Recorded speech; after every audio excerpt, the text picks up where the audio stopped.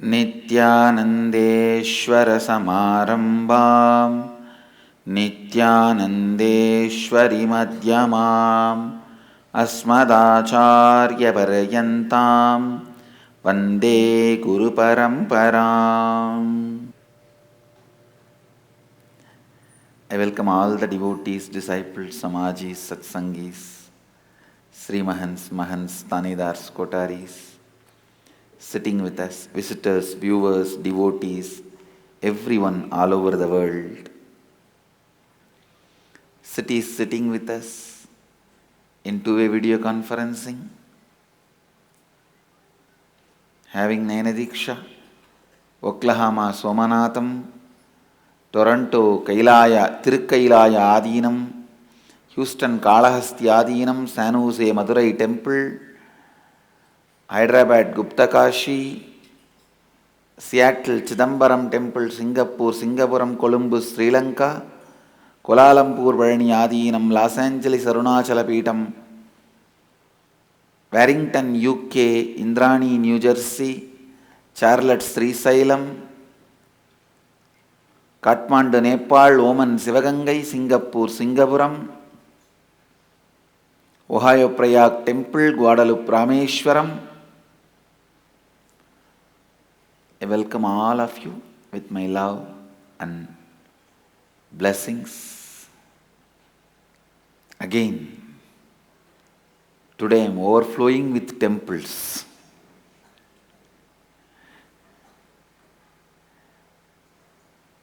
One of the wonderful things I discovered yesterday,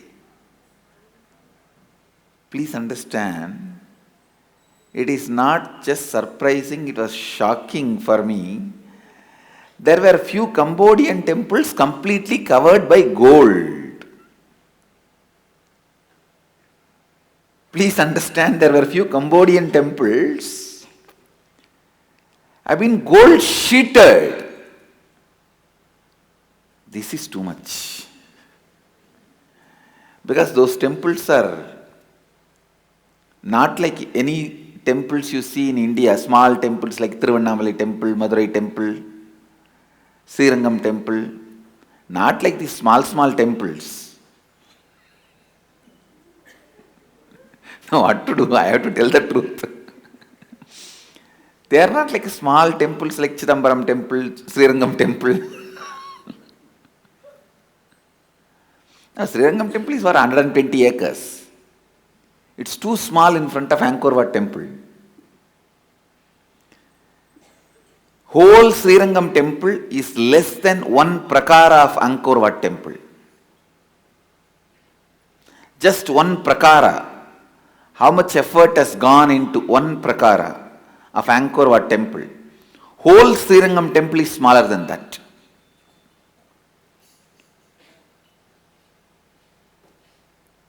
I did not get any reference. Angkor Wat temple itself was gold covered. But there are few temples at least bigger than Indian temples. See, the largest India's temple is Srirangam temple. At least there are 100 temples in Cambodia larger than Srirangam temple. Understand? At least 100 temples larger than Srirangam temple we have in Cambodia. First, I did not believe, to tell you honestly. But then, the explorers even had bits and pieces of the gold still stuck because the tree has grown on the temple. Under the root of the tree, that gold part, the robbers were not able to pull it out. They pulled out, they peeled all the other part golds. But some of the temples have been dilapidated by the large trees growing on it. So, whatever gold got caught under the roots of the tree, they were not able to peel it out or pull it out. So these explorers carefully removing those layers, they are able to come to a clear conclusion. The purity and the thickness of the gold sheet used to cover the whole temple. Wondering, Cambodia had two traditions. One, the tradition of Devaraja, means the king was a representation of gods, and they were following the Vedic tradition, the Upanishadic truths and the Vedic rituals. But when the king got converted to Buddhism, he declared himself as Bodhisattva instead of Devaraja. That is when the whole civilization started collapsing. Now, I am not against Buddhism. It's such beautiful religion, I love it. After all, it is a branch of Mahanirvani Pita, our own Akkada tradition.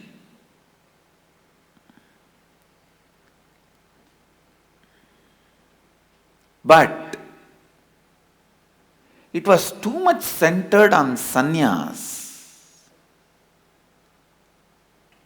Did not have any place for grihasthas. So, large number of people, when they started becoming sannyasis, the other mechanisms like an army to protect the country, the intellectual army to protect the ideology, all started getting slowly lost. And I tell you, even in India, it's a period we spent under Buddhism. That is the time we are really weakened from inside.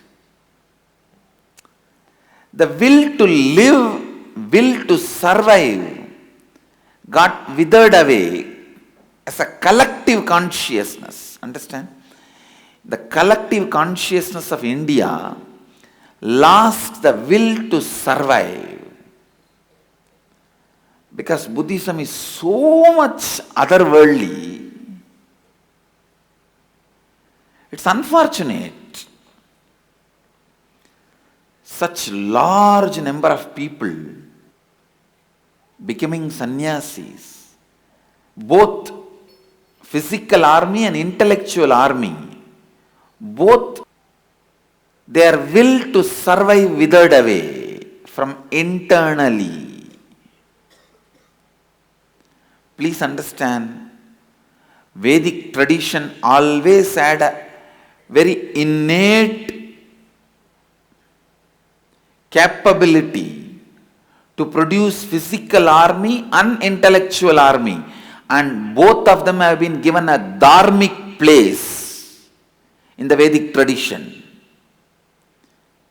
Vedic tradition gave a due recognition and dharmic place for intellectual kshatriyas, intellectual army, and the physical army, shastra and shastra, for both. Lot of recognition, acceptance, a dharmic authentication was provided. It is Raja Gurus, enlightened beings who sat in the army camp every day, guided the kings when to start the war, what type of vyuha to have, and what type of spiritual assistance they require in the way of some religious rituals, or giving them the courage, confidence, clarity, understanding, ideologically supporting them, giving them the moral boost. Enlightened beings always had a very important place, even in the Indian traditional physical army with weapon, or the intellectual army, which intellectually protected our ideology. When I see this vast Cambodian civilization, now I should not use that word Cambodian civilization, the Cambodian extension of Indian civilization. There also I saw this, Western historians have done the same cunning game.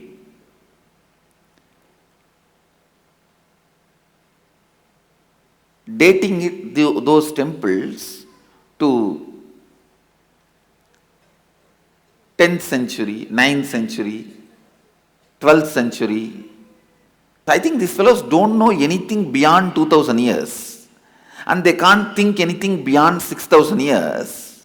Only an Indian mind, Hindu mind can think about the yuga beyond the time. Only they have the brain to even understand, comprehend time. And moreover, these Western historians, they have again a vested interest that they have to show everything is after them. They will have to show everything is after them, and whatever other reasons they have. They are again dating all these temples in a stupid way in saying that 900 year, 1000 year. We need to know 3 conspiracies Western historians are doing when they are trying to present the Cambodia to the world. They are creating a new words, Cambodian civilization, Khmer civilization. It is Indian civilization, extended till Cambodia. Please understand, it's a Vedic civilization. When I am seeing those temples, I can tell you from my own authority, from the authority of the Akashic records, Angkor Wat temples are all at least 3000 years old. Of course, now I will get you a proof also. I am not going to just tell it is from Akashic records, some of my whims and fancies. No. I can get you authentic proofs. I will get it. I am working on it. The whole Cambodia, I can see very clearly based on the sculptures, carvings, the way the whole thing is presented, was not only living Advaitha, they were practicing all branches of Hinduism, all lineages of Hinduism, all sampradayas of Hinduism. Shaiva, Shakta, Ganapatya, Gaumara, Vaishnava, Saura, all the major traditions of Hinduism. There are such beautiful planets, the Navagraha deities, the Navagraha mandalas. Such an amazing Meenakshi deity I found in some of the temples. All old temples are Hindu temples. In their original carvings in walls, nowhere you find anything Buddhistic. It's later on, because king got converted to Buddhism, temples were also changed. Forcibly the deities were removed and Buddha statues were put, Buddhist deities were put. And the funny thing, there are some temples where they put both. They don't want to remove the old deity, so they put both. There are some temples where they attributed Mahadeva itself, Buddhahood, and Shiva Buddha. They started worshipping Mahadeva's deity itself as the Buddha. But all the permanent large monuments, like a whole riverbed carving, everything is dedicated to Hindu gods, to Mahadeva.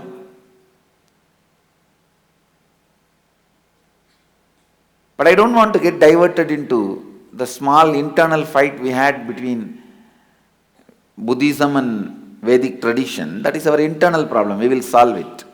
But I wanted to concentrate only on this Western historians trying to misrepresent and trying to claim those temples are very recent. Second, trying to break the Cambodian civilization from Vedic tradition. Not telling the truth. It is just extension of Vedic tradition. I am collecting a lot of evidences from Akashic records and the modern day explorers, researchers, their works. There are some neutral explorers. They are presenting as it is without putting their interpretation or vested interests that it should be always shown after Christ era. I think they can't think before Christ era, these Western historians. That is why they put everything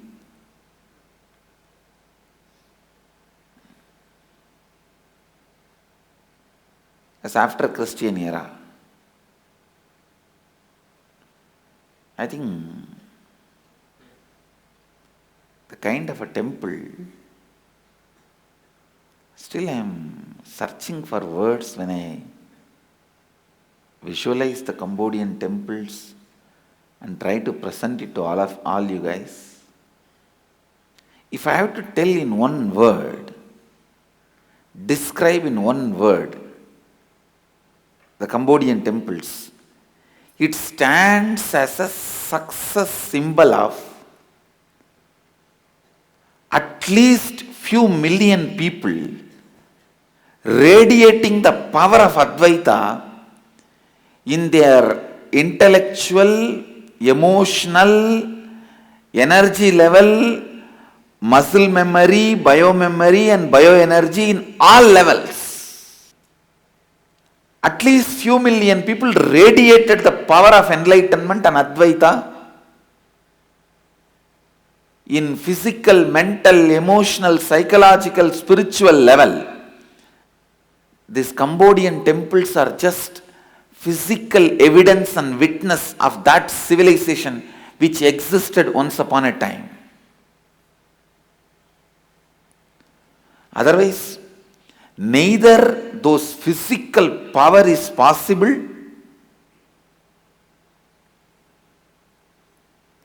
nor that kind of a extraordinary visualization is possible as a sculptor.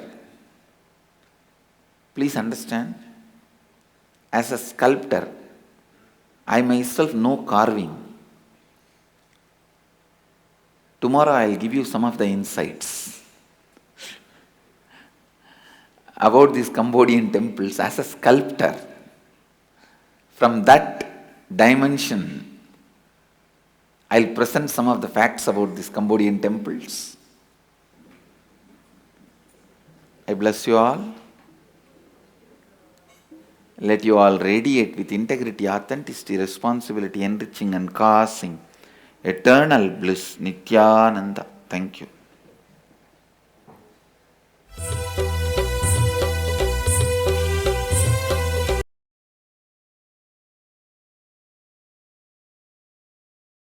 Nithyananda Dhyanapitham, Nithyananda Nagar, off Mysore Road, Bidadi, Bengaluru. Phone 08027279999. www.nithyananda.org, www.youtube.com/Life Bliss Foundation.